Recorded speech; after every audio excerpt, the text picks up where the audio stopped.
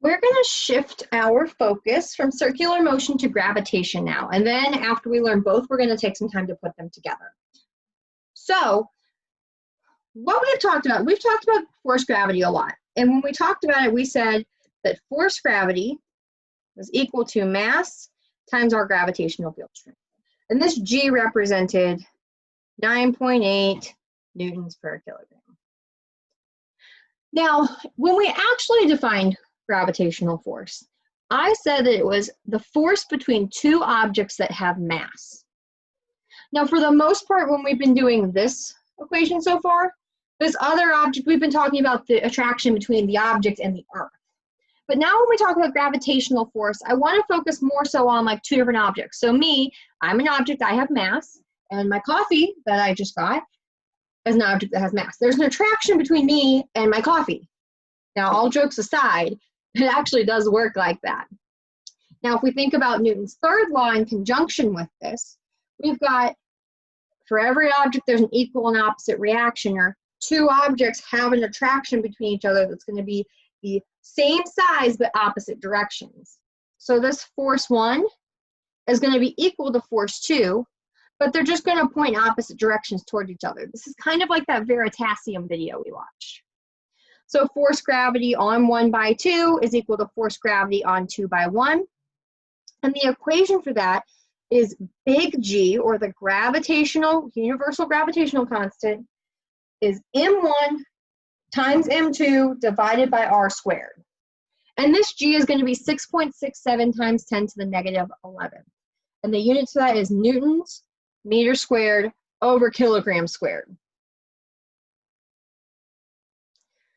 So unless both masses are very large, this force is very, very small. So I want to show you one where we have large masses and then we have small masses here. There's two videos linked on the PDF that's available on Schoology that will take you to just some extra videos on this topic.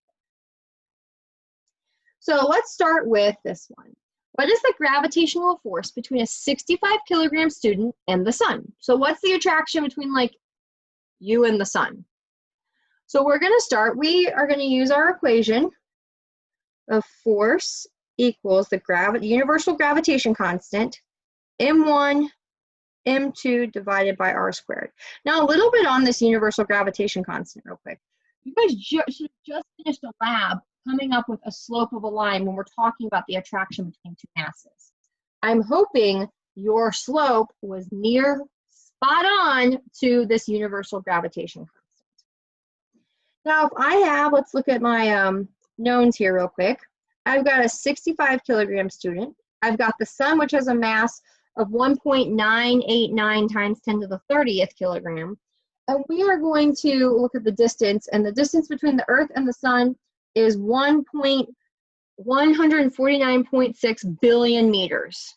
So if I'm going to change that 146 billion meters to just meters, that gives me 1.496 times 10 to the 11th meters, just to make our lives a little easier. So I'm going to just plug everything in.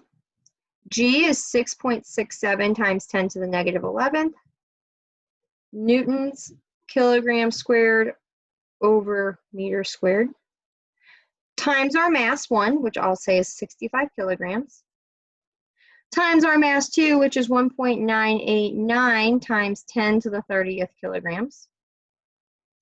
Divided by my radius squared, which is 1.496 times 10 to the 11th meters squared. So with this, when you're putting this into your calculator, you need to be very careful. Make sure you put parentheses around everything, especially like ones like this, because I want to make sure I'm putting the times 10 to the negative 11th, parenthesis that, and then multiply, because your calculator might not be smart enough to know that we mean not negative 11 times 65. So just be careful about that. And also be careful you throw parentheses on the bottom and you put a square root. Not square root, you square it. So when I plug this into my calculator, you should get a force of 0.39 newtons.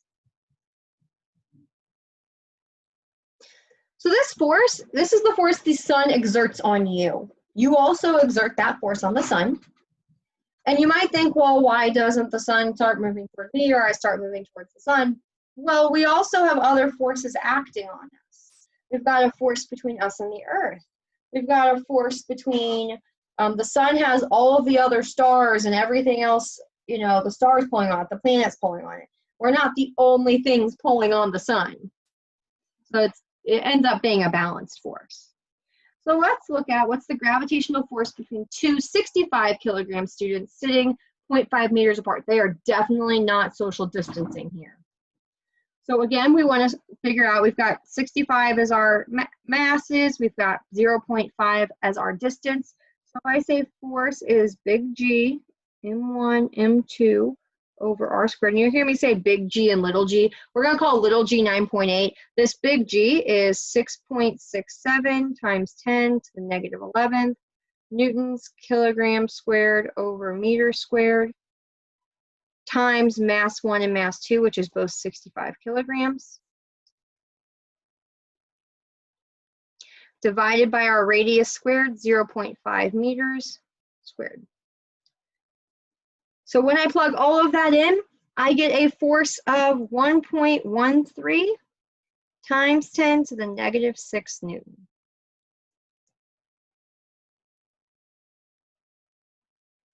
So if you look, the sun exerts a really large force on us in comparison to this microscopic force that we exert on another person when we're sitting close to them. All right. Let's talk a little bit about this little g, though. You've heard me say big G and little g. So big G is the gravitational constant. It's 6.67 times 10 to the negative 11th. However, we have a little g. And reminder, little g is our 9.8 newtons per kilogram. So I want to think about, like, where does this come from? What does this little g represent? So if I'm closer to the Earth, and I can say my force gravity is, instead of Fg, mg. This g, this little gravitational field strength, is the value when my masses cancel out on each side. So I want to look at a couple examples. I've got an example of Google's vice president jumped 41,420 meters. Calculate the gravitational field strength at the point from where he jumped. So I want to figure out what is little g at this point where he jumped. Now, quick reminder, we also have to consider the radius of the Earth, because if we have someone out here, we're talking about like the center of the mass of the Earth. So we've got the radius of the Earth plus the point from where the Google vice president jumped. So my real radius is going to be 4,320 meters plus that's 6,371. But I want to change that into meters, not kilometers, so I need to multiply that by 1,000. So 1, 2, 3. So really that turns into 371,000 meters. So 6,371,000. So we're going to add those together, which gives me 641,2420. That's what my radius would be then. So if I want to calculate this gravitational field strength, just like up above, I can say mg is equal to big G m1 m2 over r squared. Now the mass of the man can cancel out on both sides, because really it's just the mass of the Earth that determines our gravitational field strength. It has nothing to do with the mass of the person. So I can say G equals, I'm going to plug 6.67 times 10 to the negative 11th times the mass of the Earth, which is 5.972 times 10 to the 24th, divided by our radius, which is that 641,2420 squared, which gives me a G of 9.6 meters per second squared. Or, wrong unit. It's the right unit, but newtons per kilogram. They mean the exact same thing. I've gone over that. So as I get further and further and further away from the Earth, my gravitational field strength decreases. Let's look at one last problem. So let's calculate the constant for gm over r squared for an object near the surface of the Earth. So basically they're saying if g, little g equals gm over r squared, instead of having this additional radius like we had up here, instead of having this radius, we're just going to treat the radius of the Earth as my radius. So I'm going to say 6.67 times 10 to the negative 11th times the mass of the Earth, 5.972 times 10 to the 24th, divided by my radius of the Earth, which was that 6371000 squared. All right, plug that into your calculator and see what you get. When you plug this in, you should get G equals 9.81 newtons per kilogram. So that's where this little g value comes from. Yes, it's the acceleration of an object due to free fall. Yes, that's what it is. That's what we've been using it. That's where we introduce this number. However, it's also this constant if I'm close to the Earth. Of how my objects fall, the gravitational field strength. Now, if I went to a different planet and we had a different mass and a different radius, we should be able to come up with what this g is no matter where we're at. All right, one last thing I want to talk about, gravitational field lines. So gravitational field, that's basically like how hard, how strong the field is, how strong that g value is depending on where I'm at.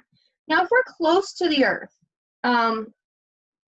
G points straight down like the constant. It's a constant no matter where I'm at. And the closer the field lines are, the stronger they are.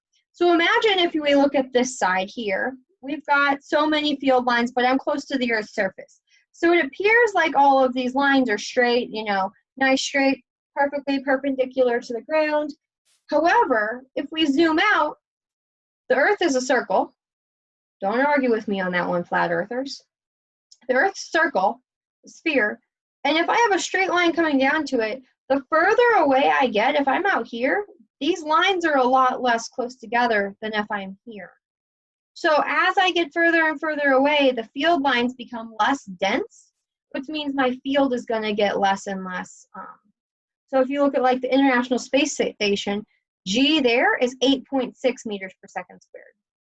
If we were to look at Mount Everest, we've got a G of 9.77 meters per second squared, you know, tallest mountain that starts above the ground, above sea level.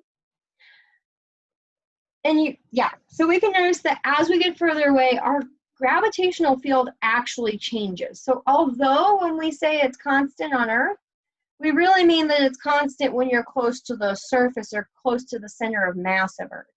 Not really that it's going to be constant when we get out and look at the further layers of the atmosphere.